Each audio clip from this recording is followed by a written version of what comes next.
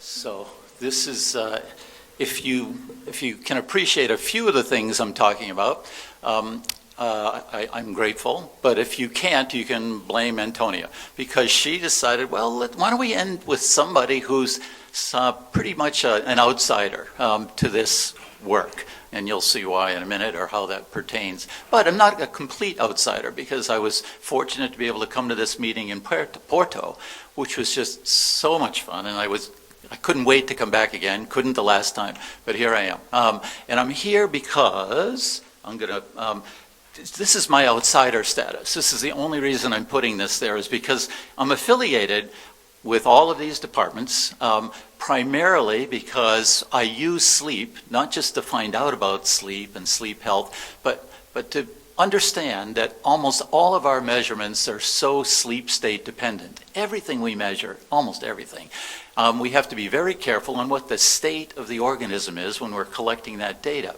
So I'm really blessed with being able to work with people from all these departments, and I do work starting in the fetal period and then the newborn, and including that fetus who isn't a fetus anymore in many ways, but still is an ex utero fetus, the preterm baby. And then we go all the way out to the geriatric domain of 3 months of age. After that, I even know less. So that's the outsider status. And from a from an obstetrics point of view, I should also point out I have been, because I'm not a physician, to a grand total of 3 labor adventures. My own, at least that's what I'm told. That's been reported to me. I was at my own labor, and then I have 2 sons. But I was at that. But I really wasn't paying attention to any. Well, I was listening to those monitors and saying, what does that mean? But I really wasn't tackling it from a scientific point of view. So I really am talking about reflections from SPAM, but in reality, whoops, how can I go backwards? Oh, it's the one below? Let's see. Yeah, that's what that is, reflections. But this is my own kind of weird perception, because I'm on kind of rickety ground. That's one thing I like about this slide. Not only does it display, I'm really talking about looking at things backwards most of the time in what I do. I'm also fishing for answers, and much of my life. But fortunately, I happen to be alone there, but I'm usually with a great team that I'm fishing. But also that little bridge there is showing that I'm really not on firm ground on much of what you folks were talking about, but I certainly felt like I was learning so much along the way. So these are the things I meant to have this come on. I tell my students all the time, if you're going to show like 10 bullets, have them come on one at a time. It's a lot easier for people to understand, well, I forgot to do this. But this also gives you a warning on when you can take a little nap, because I just want to say a few things about each one of these points. One of them that struck me, and as throughout, and presumably you as well, is how well the folks at this meeting what a good job they've done at both a marriage of team science, so not just working with people that do exactly what you do, but working with all the other people that are providing the context, the ideas, the creative sort of solutions from a lot of different groups of people, but also in terms of data science. I mean, as we've just heard about, there are so many different ways that we can think about torturing our data, or really trying to make sense out of it. And we really have to do a good job, as so many of you are, on finding various models to make that work. And they're not going to be simple. Those days of t-tests and regression analyses and univariate, forget it. We really have to think about much more clever ways of putting our data together and using it in effective ways. As Charles was saying, I don't know if Charles is still here, but the approach is from the Gates Foundation is really to do something about not just helping you gather your data, but then do something with it. Get it out there for everybody to use, and put it in places that it's approachable with the right sort of data dictionaries, everything you really need for other people to be able to leverage and exploit your data. Huge deal. The other, I must have heard, I don't know how many, in different ways throughout this meeting, people talking about, well, wait a minute, you really have to consider the context. What's going on at the time in which you're making your measurements? And we weren't just talking about the geographic location, which can be different, what country you happen to be in, but it's also that context of the state that your subject is in, and that subject includes both the mom, which has been forgotten some of the time, not at this meeting, but at many others, and the fetus, and also things like the placenta. We're supposed to be talking about that unit. And that isn't our charge here primarily, but a lot of people alluded to the fact, oh, wait a minute, if we knew something about how well that placenta was working or didn't, we would know a lot more about getting closer to our answers. So that was an obvious one, but one that I just noticed throughout this. The other is this ethno-cultural diversity, which is part of context, but it also depends on what groups you're studying, where they're coming from, what their own biases are, what their experiences are like, and the environment in which this fetus is growing inside the mother, and including the environment that she's in. So that really came through to me as I listened to the talks here. The other big one is repeated measures. It's nice to have a snapshot that can tell you a lot. But on the other hand, if you're not looking at changes over time and being able to really model trajectories, even if it's just 2 points during labor, I mean, it was so impressive to me how that came across so clearly to me. Well, wait a minute, this is what happened 5 minutes ago or 10 minutes ago, and maybe even a couple of hours ago, but unless we have a couple of points, it's really going to be really hard for us to truly model what it is that the questions we think we're asking. The other one is, obviously, it's so relatively new to me, but thanks to Nick Lopini, especially in my lab, and then others that we work with, we're really doing a lot more to understanding how we use things like neural networks or their close cousins, all the other ways we try to capture how it is that data points can relate to each other, and how important it is to really do that in a complex way. The other one, I go back to what I mentioned earlier, is data sharing opportunities. So again, it's a troublesome deal sometimes, especially if you're competing with other folks for relatively meager funding. When do I share it? How can I share it? But nowadays, I mean, people are just realizing, and I think they're forced to realize, that now you can collect your data maybe on your own or with other small teams, but you got to get it the hell out there as soon as you can, so that other people can start using it in ways that are understandable. And in our own case, I'm not going to talk about it. I'm going to give you 3 examples in my next. I'll be giving you a total of 14 slides. If you also want to measure, when can we go to lunch? What we also did as part of a study of 12,000 maternal fetal dyads, it was called the Safe Passage Study. It was looking at early markers of risk for sudden infant death and unexplained stillbirth, funded by NIH. The team did a lot. Did everything from the usual suspects, from what biospecimens were collected, to the kinds of measurements we made in utero with newborns, and then with 1-month-old infants, and then 1-year-old infants. But that 12,000 number of participants, well, 24 or a little bit more when there were multiples of both the mother and the child. We didn't get any money to transfer that data afterwards. We could write our little studies and say, oh, we found this interesting effect of smoking or alcohol or maternal depression or different conditions. But we didn't get the money to share it and to get it out there quickly. That wasn't part of what NIH did 14 years ago. But fortunately, we were able to apply to go back and get 3 years of funding to really dive into the data and do a much better job. Thankfully, the good news is we now have, based on much of the work that you folks have talked about, we can clean our data and do so much more with it, to really run it through different pipelines, to really be able to interrogate that data in ways that wasn't even possible before. So because of that, finally the papers that we've been threatening to write all along are now coming out. So that was another big deal for now being able to share our opportunities. The other things that I noticed throughout the meeting here today is people were mentioning, we spent a lot of time with it ourselves, but looking for sex differences, because we see them, starting very early in pregnancy. Shouldn't be a surprise, but in behavior as well, and as in physiology, but something that's kind of gets thrown into the mix, and now then you put all the people together because you can only do so many subjects or have so much money to do that.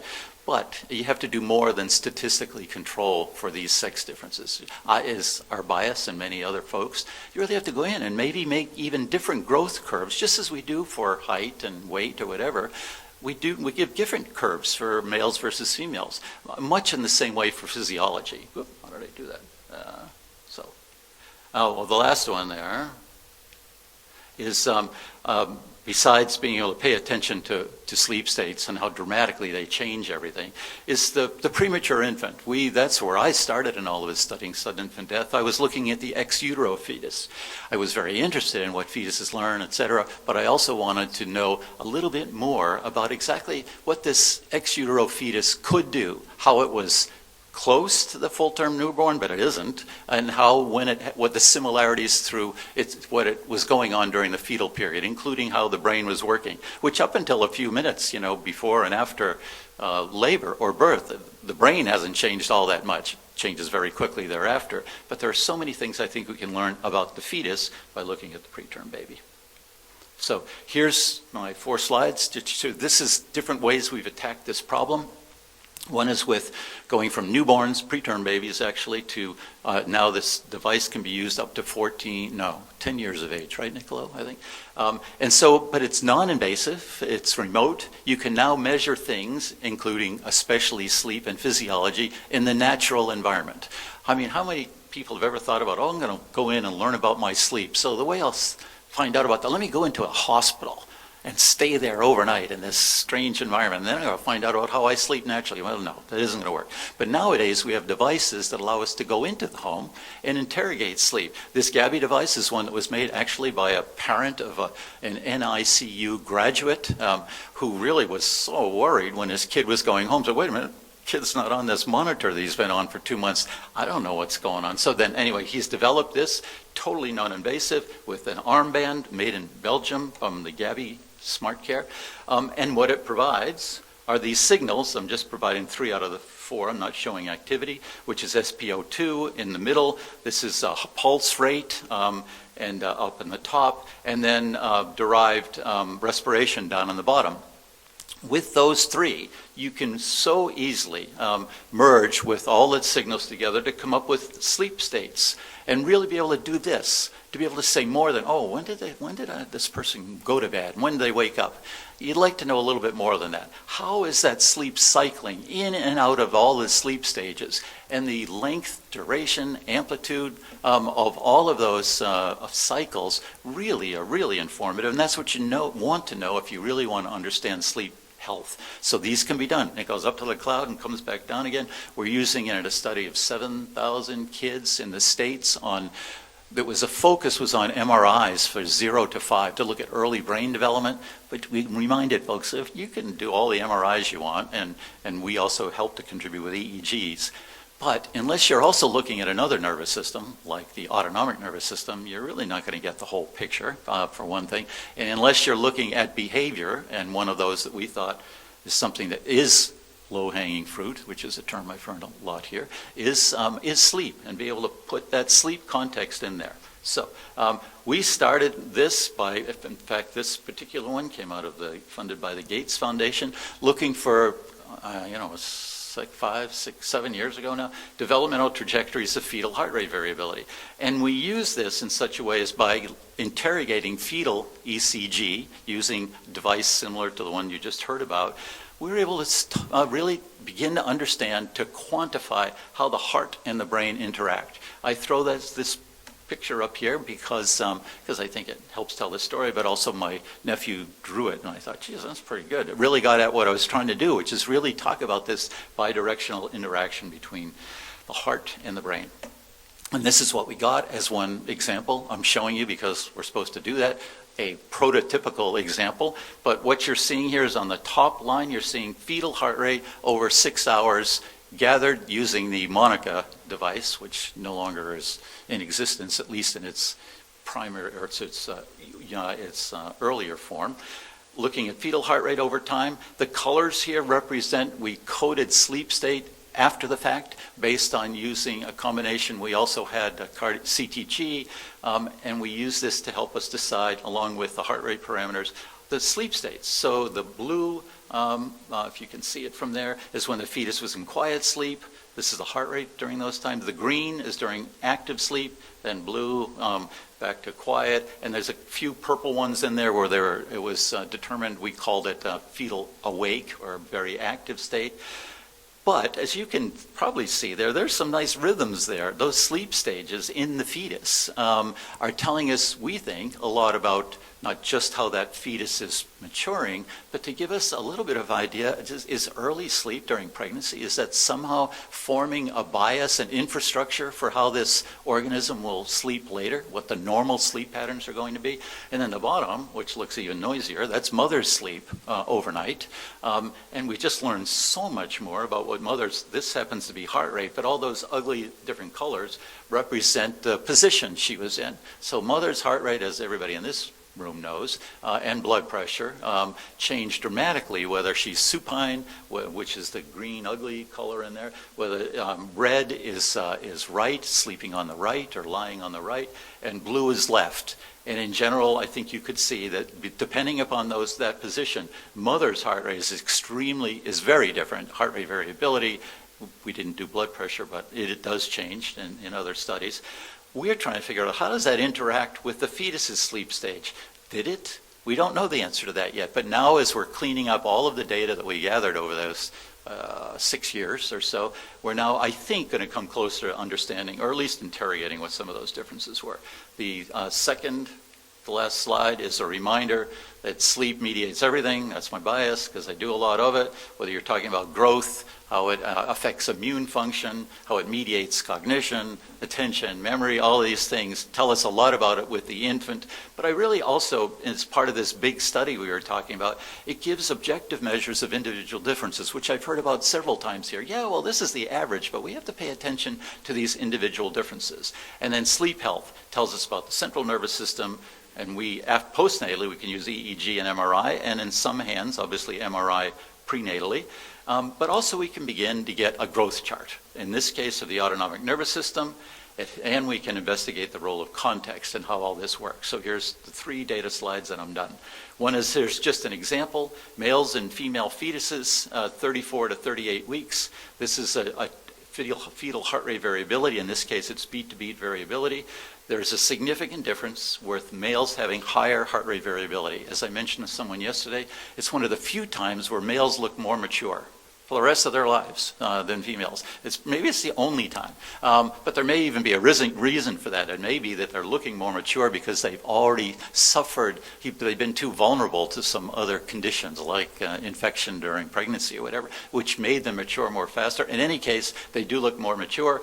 And if we didn't pay attention to sleep state, which is why I'm showing you to this slide, if we only used it that 1F fetal quiet sleep, we would see no difference between males and females. There was no difference. But in that much more variable, demanding, physiologically demanding, autonomic nervous system demanding, you do find that there are significant differences. In this case, it was in active sleep between males and females.